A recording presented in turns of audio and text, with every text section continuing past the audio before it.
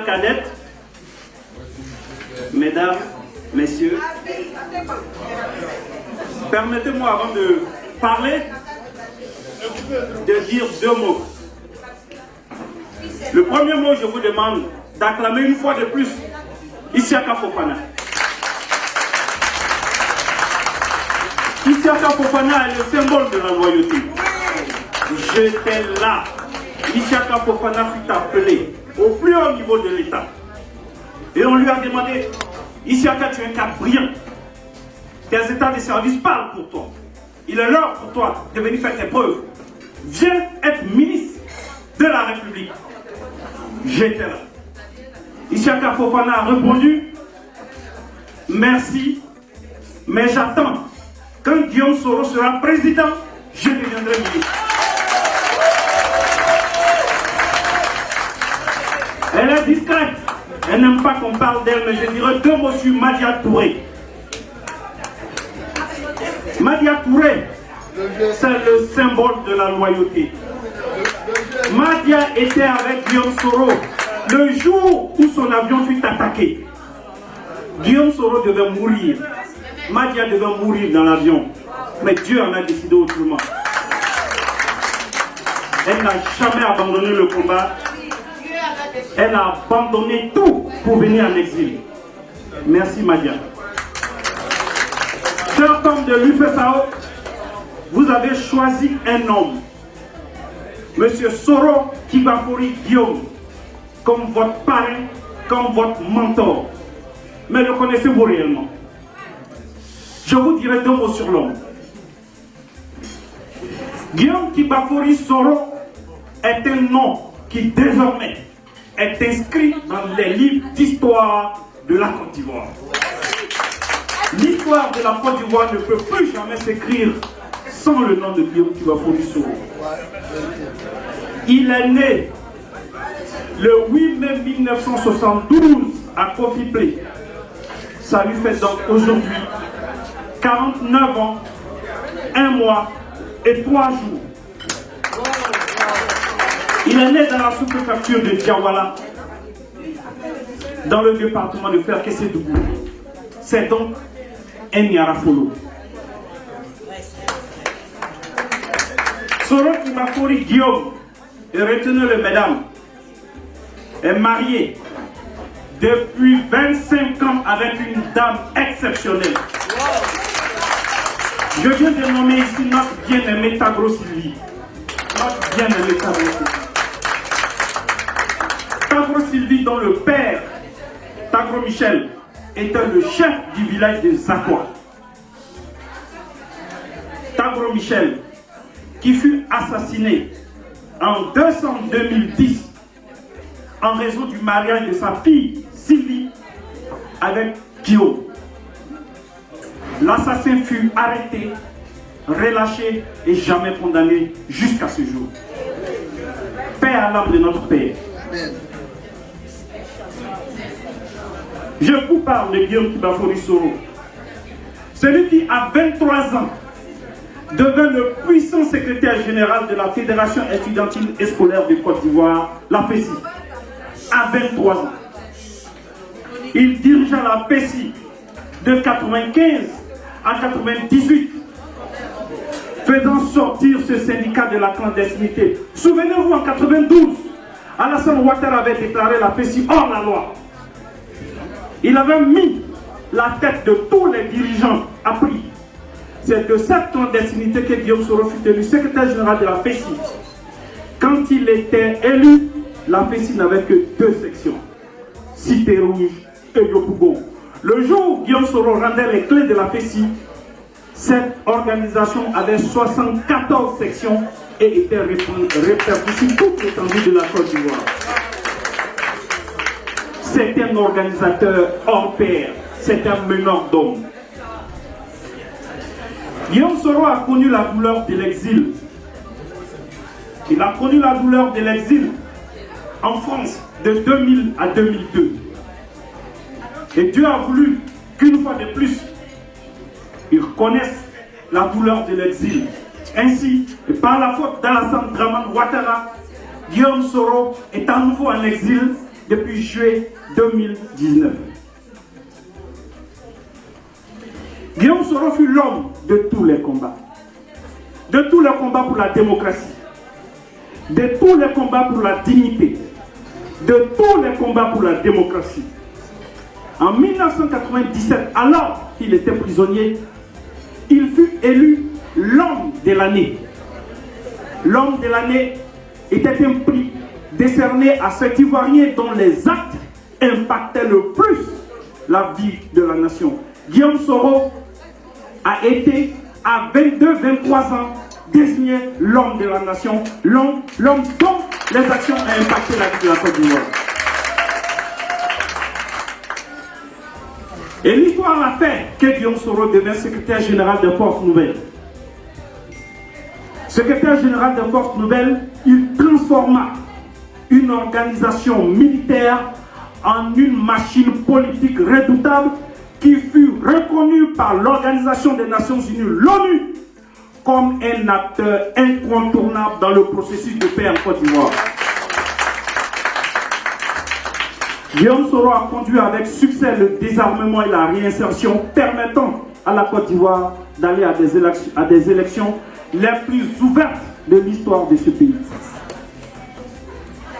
Il fut 3 fois ministre, 2 fois Premier ministre. Il est entré dans la mémoire collective comme celui qui a mis fin à la séparation entre Ivoiriens.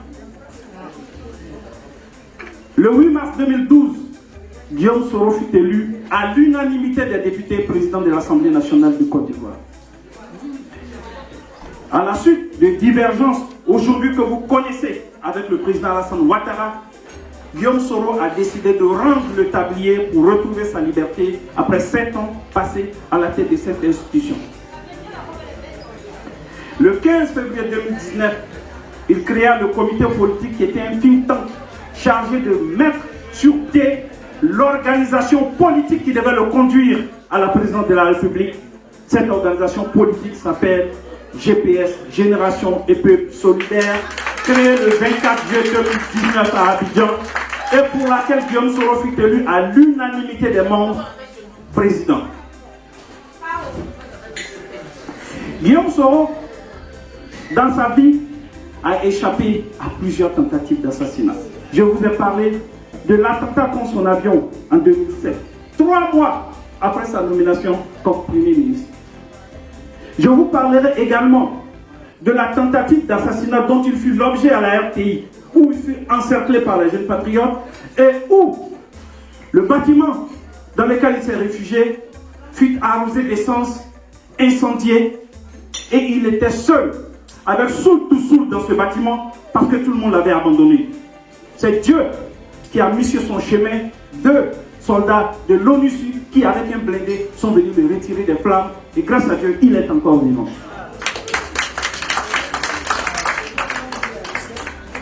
Qu'est-ce que je peux dire de plus de Guillaume Soro? C'est un enfant de la Côte d'Ivoire. C'est un enfant de la Côte d'Ivoire. Guillaume Soro, certes, est né à Felkesedougou, à Diawala, je devrais dire. Mais il a étudié partout en Côte d'Ivoire. Et chaque région de la Côte d'Ivoire est dans ses veines. Il a étudié à Ouaninou. Il a étudié à Katiola.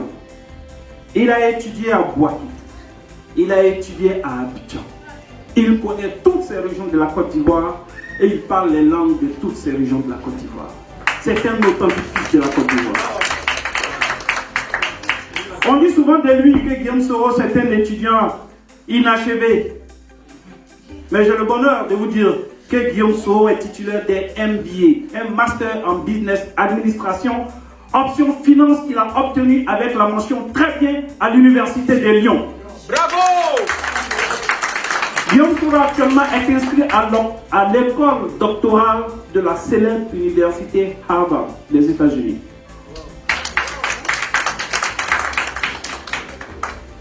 Guillaume Soro fut un homme de combat.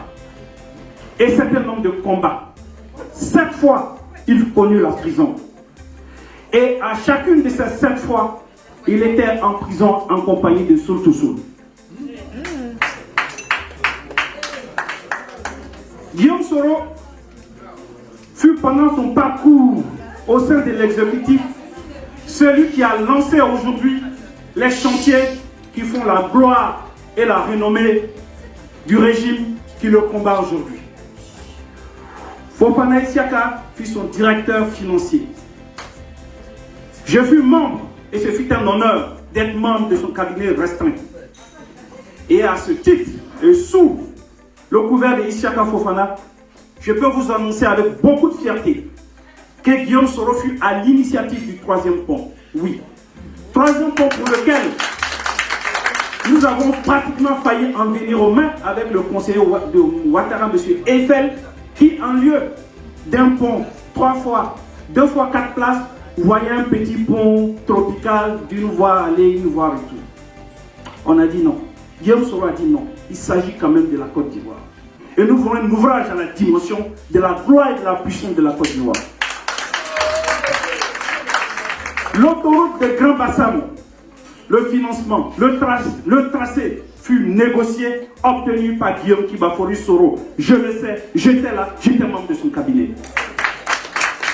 Le prolongement de l'autoroute Sengrobo-Yamoussoukro, c'est encore Guillaume Kibafori Soro. La plaque commémorant son nom lors des travaux de lancement existe toujours. Mais ce régime veut tellement effacer Guillaume Soro que personne n'évoque cette plaque qui pourtant existe. L'autoroute Sengrobo-Yamoussoukro, c'est du Guillaume Soro. Le barrage hydroélectrique de Soubré, dont le financement fut négocié avec le chinois Sino Hydro, fut fait pendant la primature de Guillaume Soro, inauguré bien entendu par M. Alassane Ouattara.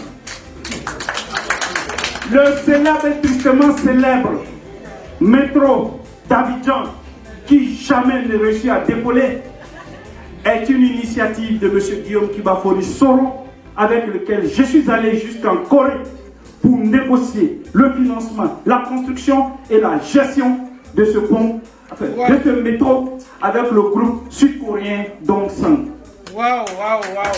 Aujourd'hui, quelqu'un est arrivé au pouvoir, il a estimé qu'il fallait faire quelque chose de grand, il fallait enlever les Coréens, il fallait monter le projet initial de 650 millions à 650 milliards, il fallait monter le projet à 1200 milliards. 1200 milliards, le projet n'a jamais avancé et n'a même pas quitté le stade des bureaux d'études. Je ne vais pas être long, je dirais juste 2 choses.